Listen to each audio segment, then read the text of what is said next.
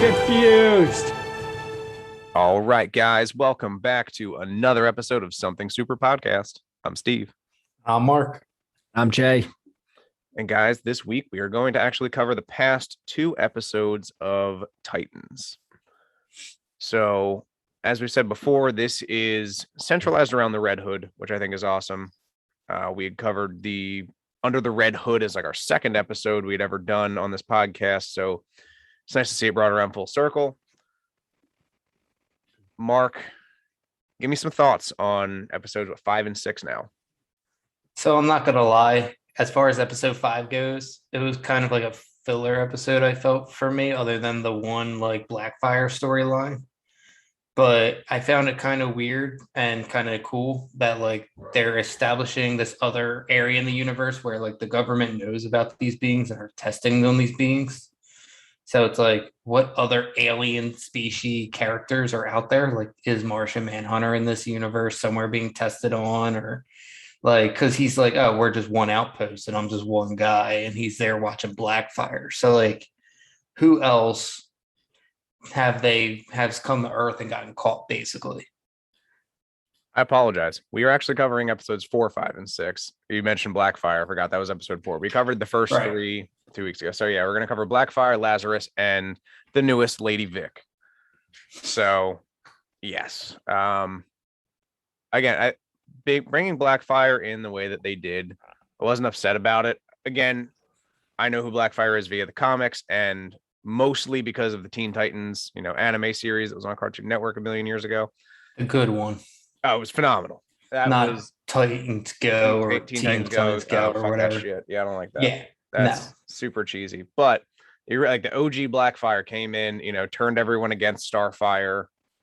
Made her seem like the good guy, and she was the cool sister. Like I like that concept because as a kid, like you resonate with that. And they're kind of doing that now too. Like in the show, in the episode 6, like she went out and she's like doing things quote unquote the right way. Like she's questioning like the guys on the street. She got actual information to help. Like they thought she ran away, and she's at Bruce Manor Wayne Manor just chilling on the couch waiting for them to come back.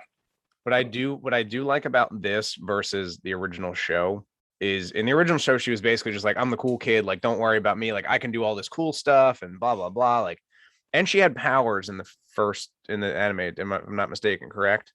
Well, remember when she was in the thing in Titans, he said that whatever that was that they were putting on her dampened her powers, and she may never get them back, because at the end of last season, remember, she did have powers. Yeah.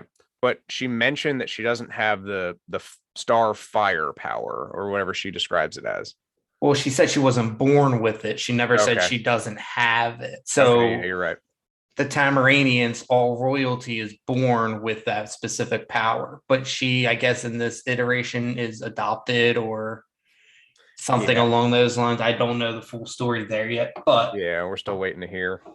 I believe she has the power, because I do think that she's still running a manipulation scheme on the Titans. Absolutely. Yeah, she has to be. But the thing I like about this is she's not so directly manipulative, where like, again, in the anime, she was just like, I want to be your best friend. Like, I'm super cool. Hang out with me. Right. And then in this, she like straight up just threw a knife at Superboy. Like, I don't give a fuck. I'm going to throw a knife at you and you caught it. All right, cool. And like, she knew. I say she knew though that he had. So that what brings me the question that I have for that is like, does she have like X-ray vision? Like, how did she know? Because she said it was in his blood and mixed with something else. But maybe Superboy really doesn't bleed, so like she couldn't have analyzed it. Like, maybe and again, I'm shooting in the fucking dark here, but because they are the royal family, maybe they are able to see if someone has pure blood or not. I don't know. We're fucking shooting straight out of the fucking crazy universe here, but it's a possibility. Right. I don't fucking know. But yeah, so I thought it was funny that like she just kept blacking out, and like I feel bad for Beast Boy. Like he keeps getting the shit end of the stick. Like he's trying to help her. She blacks out, knocks him out, throws him in the trunk of the car. Like, yes. Or the fact that she like lit him on fire. Like, there is so much that has happened, and Beast Boy in this, he's starting to become sort of that comic relief that we've always known and loved him to be. But at the same time, he is also like trying to do his best to be the moral center of the Titans currently. Because when everything happened, like he was Hank's friend when Hank was down, he was stuck in the bed. He did that whole little bit with him. Awesome. Appreciated it. He's Superboy's like moral compass. He's like, you can do this. Like, I got your back, blah, blah, blah. Dick's going down a fucking dark path right now. He's trying to keep him on the straight and narrow. He's trying to have Blackfire get her shit together. Like, he is hands in everyone's pot, trying to do the right thing. And I respect the shit out of him for that. And even in the last episode, when he like kind of lost it a little bit and sort of started to turn green. Dude, I was hoping that we got the tiger transfer. No, he's been doing the tiger, right? Yeah, I want to see like the gorilla. I thought he was going gorilla because like I was watching the teeth, and the teeth kind of went more narrow, kind of like a primate than it did like the tiger. So I was like, oh, he's gonna do it. I just want to say thank you, Jay, for your second word of this podcast so far. So Jay, we got three episodes worth covering. Go ahead, throw out a topic of one of the storylines and what you think about it so far and how they're taking it. There's multiple you could pick from. I actually like the filler episode where they explained everything with Jason. That was actually, I thought it was, obviously you could kind of tell it's a filler episode, but I like that they actually went into detail of everything that happened prior. The one in the cabin. Was it the Lazarus episode, basically? Yeah, the Lazarus episode where they just like explain everything that happens behind, like that led to Jason becoming Red Hood in that, like, what was that, a 3-month span in between from the season 2 to like when Joker killed him? Yeah. I actually enjoyed that episode because it showed you why Jason went crazy. So are you a fan of the way that they're taking this Red Hood character's origin and kind of altering it, or do you wish that they kind of would have stuck closer to? I always kind of wish they stick closer to like what it was, but at the same time, why not give them a little bit of freedom and just see how well they do? They're not doing a bad job by any means with it. I enjoy it, and Jonathan Crane is smart enough to actually plan all this stuff, so it's not like they're making it like some unbelievable thing. Right. They're not having like Solomon Grundy be behind it all, who literally can only say just the nursery rhyme. Yeah, exactly. But no, I was just curious because obviously Red Hood is a very polarizing character. Like I feel like as far as DC goes, like he is usually in everybody's top 5 favorite. Sure. Somewhere. He's definitely in this. I think he is one of the most like daunting characters. Obviously, Slade would have been a solid person. I think they really underutilized his character, Deathstroke. But as far as this, I think the route that they're going with the Red Hood, minus like the variation of how he became Red Hood, I actually kind of like this concept better, because this is him becoming crazy on his own volition versus the Lazarus Pit made him a murderer. Right, he's not getting like that bloodlust and correct. All that. You could explain that away, but this is him chasing a high that he'll never ever reach again. Right, and it's because of now, and that ties directly into the other season. Where there's the falling from the building scene, like that all sort of ties into why he's chasing that fearlessness, and now the fearlessness is being manufactured in mass quantities by the Scarecrow, and that's why they just stole that piece of equipment from the hospital. And that's where we got introduced to Lady Vic. But again, he's also playing Lady Vic against Red Hood, who he's like, well, if you don't want to do it, I already have somebody else. Watch. Right. And like he's basically just trying to manipulate, because Jason has that, I need to prove myself, sort of complex constantly. He needed to prove himself to Bruce. Oh, you're going to sideline me. I'm going to take this shit and I'm going to go defeat Joker on my own. He gets murdered. But now he's trying to prove to Scarecrow that he can do it all on his own. And Scarecrow knows that. He sees that in him. That's one of the things I love about this, is that he is really just driving down that path on his own. Now, see, I kind of look at it a little bit differently. For me, I feel like it's not so much Scarecrow, no, like pinning Lady Vic against Jason. Like I think Scarecrow just has a means to an end. Like he just has a goal and that's what he's trying to accomplish. I don't think he has any kind of like side values or anything like that. What I think it is was Jason Todd is a very solo focused person. He Mhm. had one goal, and his goal was destroy the Titans who pretty much destroyed me or didn't care about me. So now that Lady Vic is part of it, I feel like he still has that bit that Bruce put in him of like, we need to help the innocent.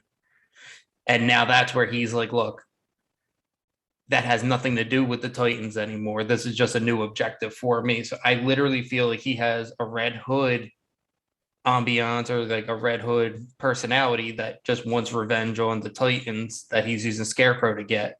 But then I still think he has a Robin personality that wants to take out Lady Vic and do the right thing. Yeah, I feel that. And that's kind of how I feel it's going. But like I mean, it's pretty much the same. We pretty much agree the same thing. Just the kind of the means behind it are is a little absolutely. bit different. And again, that's I feel like it's all up to interpretation because we don't know the true, dastardly plan that the Scarecrow has cooked up. But again, I think that I mean, I kind of think I'm piecing it together. Like obviously, from what Superboy said, that thing can take a little bit of a product and expand it and make a Sure. lot of it. So obviously, it's the old Scarecrows trying to make his fear gas and basically take over Gotham using it or whatever. well, yeah, Which I because now never all he needs to do is trick Jason into getting back into Wayne Manor and stealing that little bit of fear gas that is left. exactly. And that's where, like, for me, like, I'm kind of sick of that, like, Scarecrow story. Like, because for me, it's like one thing I never understood about, like, more so DC than Marvel. Like, Marvel, you have, like, Thanos who wants to take over the galaxy. You had Ultron who wanted to take over the world. Scarecrow's like, I want this one city. It's like, dude, there's like 500,000 more that could just come in and just run shit on you once you take it over. Like, Oh, yeah.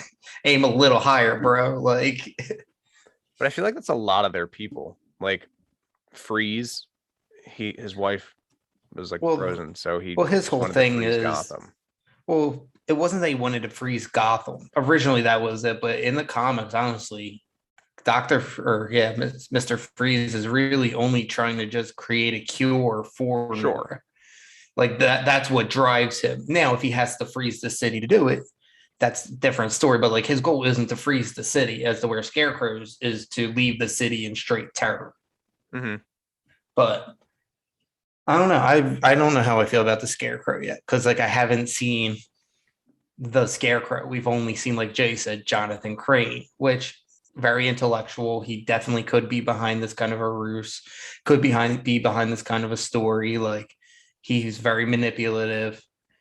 So we'll see. But I just want to actually see him as the Scarecrow persona and see what they do with that character. So the one thing I did like about in the episodes where like Dick broke him out of jail, and then you see the time jump back to when him and Jason first met. He made the deal with Jason: if you get me out of here, I'll give you all the information you need. Right. Well, he didn't give him enough information because he wanted him to think. He wanted him to have to sort of figure out the last bit of the equation on his own. But he knew that he would be able to manipulate Jason into getting Dick to come steal him in order to get him to the cabin, whether it was to the cabin or to somewhere else. He knew he was going to take him somewhere that was going to be away from the jail, and he knew he was going to be able to escape because he had the Red Hood under his control. So, like, Let's see. he's playing Without the long Barbara, game. but without Barbara fucking that up, like Dick even said in the next episode, he was like, "Yo, if you hadn't intervened and shot me, like I would have had both of them, and this would have been over." And I honestly do believe that. I agree, but I also feel like, again, this man is wildly intelligent. I think more intelligent than we're giving him credit for. Like he sort of sees, it's like BJJ or chess or anything where you got to think like 9 moves ahead. Right. So this But dude's that's what already I'm saying. he's already figured out like, all right, well, if I do this, then these things are going to fall into place. Like these dominoes are going to fall, and then I'll be able to, pivot to this, and these dominoes are going to fall. And like he's just sort of playing everyone against everyone. He's split. The Titans are sort of falling apart from the inside. But do you think that he counted on Barbara showing up, or do you think that was just a happy surprise? Like I agree, he had everything else laid out. I think he planned on her showing up because, again, like she was trained by Bruce. So she knows all the same shit that Dick knows about like his hiding spots. So she knew where he was going to be. The second they said like, oh, he went off, grid in this area, she's like, I know exactly where they are. Like he knew that they were going to be able to track Dick Grayson driving through the fucking wilderness. Like all of that shit was just well played out. And like, I guess it was more of just timing. Again, he could have even said, hey, Jason, wait this amount of time and then come save me. Do the whole thing. All right, Jay. So what do you think of, I guess, the newest episode, the Lady Vic episode?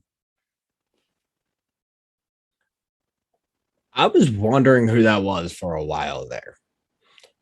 But I really liked the scene where we're like, I forget what Scarecrow's words to Jason were to get him to go to the hospital with him.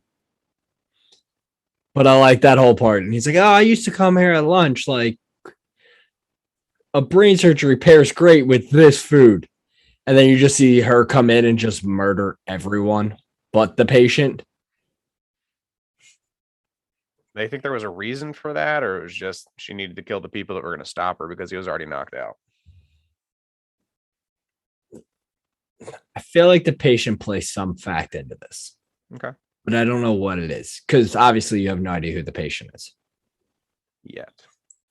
See, I'm more on. Also, we now figure out how probably Tim becomes Robin. Yeah.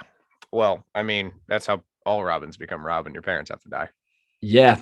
And we watched it at the very end. Yeah, I was definitely not happy with that whole scenario. I was hoping there was something more, like they would tie Tim into this a little differently. Not like, hey, look, here's Tim Drake in the very first episode. 5 episodes later, oh, look, Tim's parents just got murdered. Yeah. It's like the only times you see him.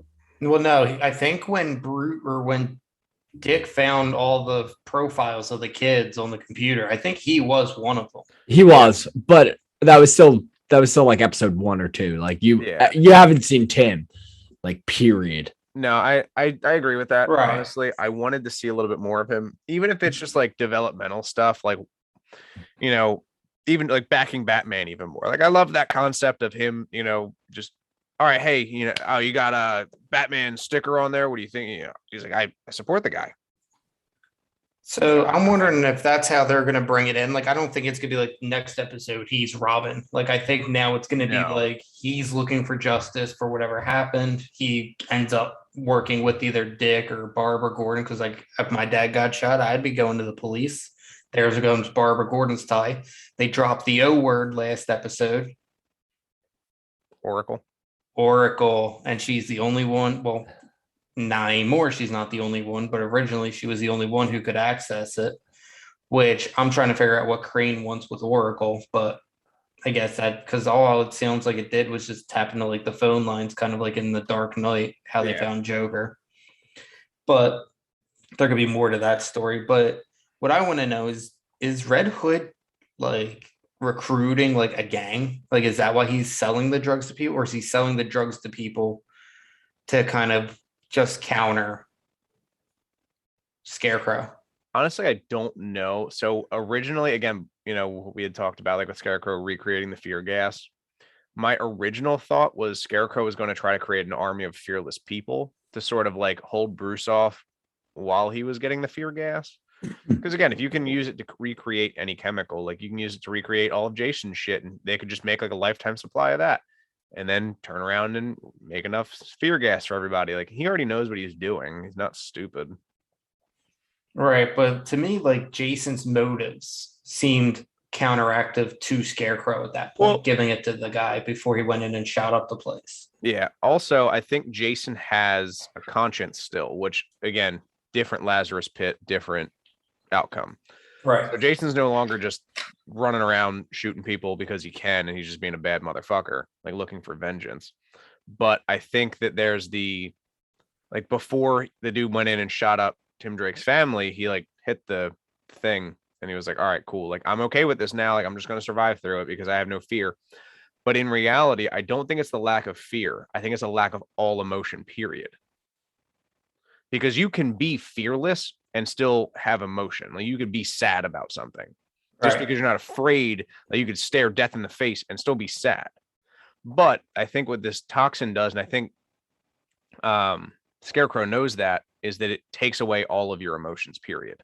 Because when he's sitting there, he looks really upset, and then he sort of hits the inhaler and it's just kind of like meh, like emotionless face. I mean, that's understandable. A lot of media that covers the storylines of like fearlessness, usually it ties into being emotionless. Sure. Well, yeah. I mean, just because you're fearless doesn't mean you're without remorse, you know? Right. So, but yeah, I think that's going to be an interesting way to look into how they bring Tim Drake in as now the new Robin. I'm genuinely curious because Bruce really hasn't been. He's been mostly MIA this entire season. Like there's been very few things here and there. I thought that was an interesting nod to the Barbara Gordon with the red cell phone, you know, like the bat phone. Right. Getting a call from Lady Vic. Can I just really quick go on like a 2-minute rant on how annoyed I was when, first off, the whole Dick and Barbara thing, and he's like, oh, you're doing the whole Selena Kyle thing, like. She's like, oh, I'm just doing this just to, keep my dad on his toes. Like, no, that was never Barbara's thing.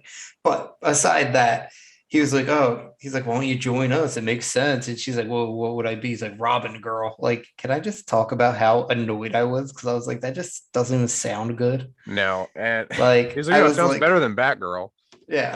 And then I'm sitting there, I'm just like, so you're going to throw out that Easter egg and that little teaser, but you're going to say Robin girl? Like, what the fuck, dude? Like, you really are a dick. Yeah. But I also like the fact that she still carries around the purple and yellow batons. Which is weird because she didn't use batons at all. That was always Dick's thing, right? Yeah, it was. But I mean, even still, like, it's their nod to her costume, which I'm cool with. I hope we do eventually get to see her play full Batgirl, even if it's a flashback. Like, I am 100% down for that. Right. No, I mean, that would be really cool. See, I thought she just had the batons because she used to date Dick. And I thought maybe that was like an older model of his or something along those lines. Maybe. That was my interpretation of it, but who knows? I mean, they were purple. So, like, again, even if they were an older model, she definitely customizes them to her own colors. Oh, absolutely. But that's really all that I had that I could think of. We covered most of it. Yeah. Jay, I mean, Jay, anything else you can think of? No. Good you talk. guys kind of crushed that. Yeah. So, I mean, that's pretty much all I've got as well. I'm excited for this week's episode. I think everyone thus far in this show is killing it. I love the fact that Connor is becoming wildly intelligent in minutes. You know, from when him and Blackfire were talking, they had no idea what the machine was that they stole. By the time that they got back to Wayne Manor, he was like, oh yeah, by the way, like this is exactly what it does, and this is exactly what they're going to do with it. Yeah, I mean, he did say that he talked to the scientists, so I'm wondering if he can just like he doesn't know it, but like he can comprehend it faster, maybe. Oh, and that's exactly it. I think his brain works like it's Lex Luthor's adult brain. He just doesn't have all like the memories and stuff. So it's a billionaire genius and the strongest man, one of the strongest people in the universe, like combined, which I thought was just a great concept. Yeah, but again, that's all I got. Yeah, I'm wrapping up here. Guys, as always, check us out on Instagram and Facebook at Something Super Podcast. Shoot us a follow on Twitter at SS Podcast 52. We are on all of your major streaming platforms. That is Anchor, Apple Podcasts, Google Podcasts, Spotify, iHeartRadio. Check us out on everything. Give us a Google, Something Super Podcast. We'll be there. We will see you guys next week. Lastly, I'm Steve. I'm Mark. I'm Jay. Have a good one.